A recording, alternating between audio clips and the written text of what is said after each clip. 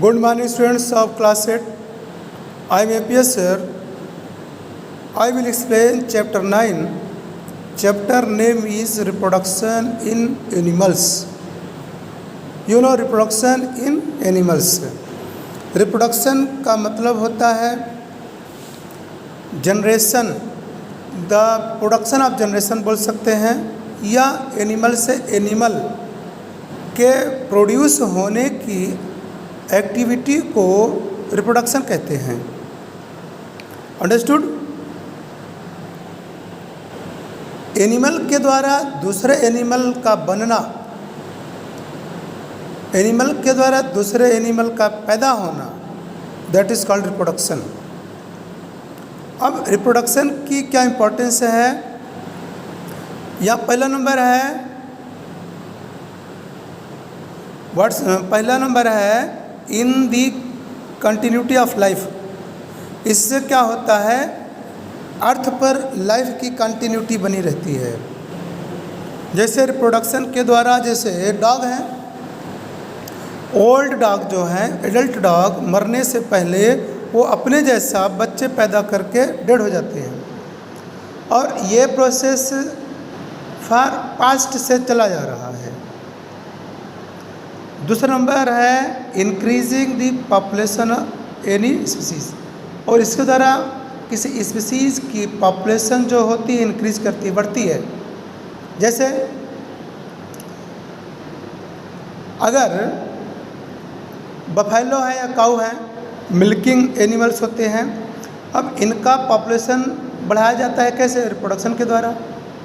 क्योंकि ज़्यादा काऊ बफेलो रहेंगे तो प्रोडक्शन ऑफ मिल्क ज़्यादा होगा, और प्रोडक्शन ऑफ मिल्क ज़्यादा होगा तो समाज के लोग स्वस्थ रहेंगे, खाएंगे पिएंगे, प्रोटीन सप्लाई होगा। तो कहाँ से आएगा एनिमल? एनिमल्स कैसे? जब ज़्यादा एनिमल रहेंगे, और एनिमल ज़्यादा कैसे होंगे? By reproduction. ये है इम्पोर्टेंस ऑफ रिप्रोडक्शन। तो रिप्रोडक्शन जो होता है वो दो टाइप का होता है, आप अकॉर्डिंग टू आप your book. First number sexual reproduction, second number asexual reproduction. Sexual reproduction का मतलब होता है इसमें जो दो एनिमल के सहयोग से होता है, जिसको कहते हैं यंग वन, या ऑफस्प्रिंग भी बोलते हैं, या बेबीज जो होते हैं जो प्रोड्यूस किए जाते हैं with the help of two individuals. First is called male and second is called female. इन दोनों के सहयोग से जब रिप्रोडक्शन, मेल और फीमेल के सहयोग से रिप्रोडक्शन होता है तो उसे हम सेक्सुअल रिप्रोडक्शन कहते हैं। अब इसमें स्टडी करना है हमको।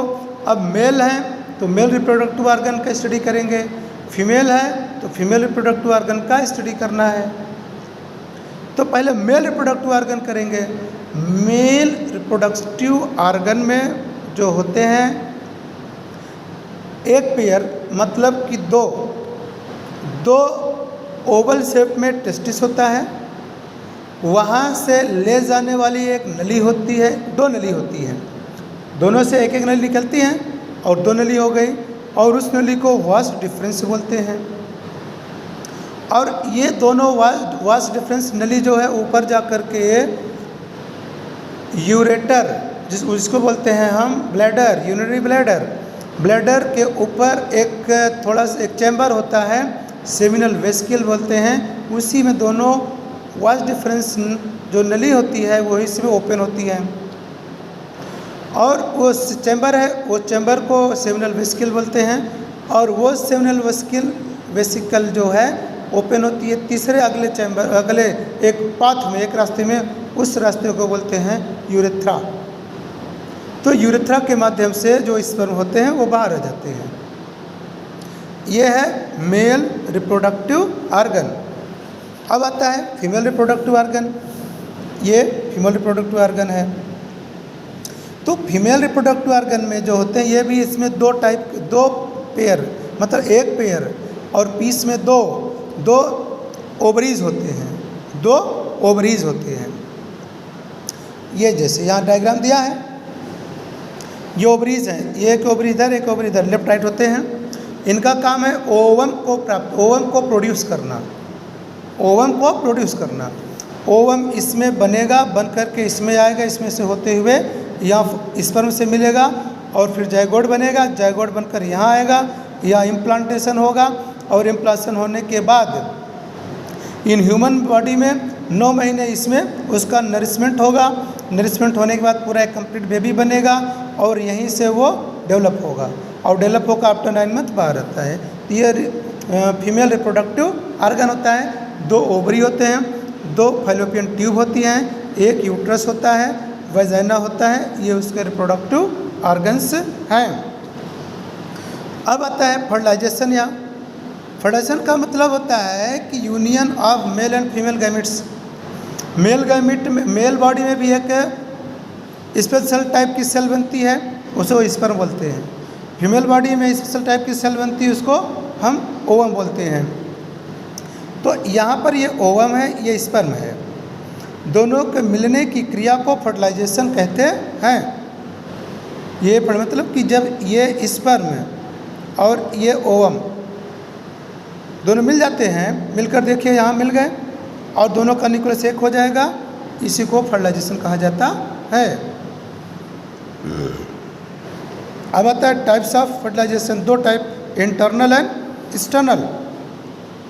इंटरनल फर्टिलाइजेशन में क्या होता है कि इंटरनल फर्टिलाइजेशन जो होता है वो फीमेल बॉडी के अंदर होता है, फैलोपियन ट्यूब में, तो उसे इंटरनल फर्टिलाइजेशन बोलते हैं। और एक्सटर्नल मतलब कि जब मेल मतलब कि स्पर्म एंड ओवम या male gamete and female gamete female body के बाहर यूनाइट होते हैं, तो उसे बोलते हैं एक्सटर्नल फर्टिलाइजेशन। जैसे फ्रॉग है, फ्रॉग में एक्सटर्नल फर्टिलाइजेशन होता है, पानी में होता है। अंडरस्टूड? ये एग्जांपल हुआ। एंड अब there is a test tube baby. I will send next video this topic. This is for today. May God bless you. Listen carefully. If any problem, ask me.